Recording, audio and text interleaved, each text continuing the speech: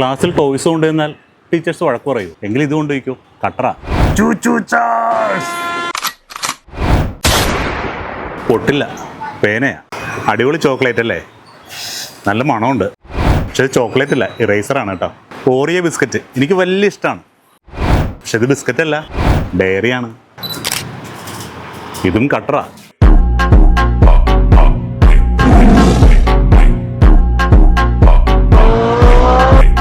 Alappuzha വഴിച്ചേരിയിലുള്ള premier home എസൻഷ്യൽസിൽ school ഓപ്പണിങ്ങിനോടനുബന്ധിച്ച് കുട്ടികൾക്കായി നല്ല variety collections കൊണ്ടുവന്നിട്ടുണ്ട്.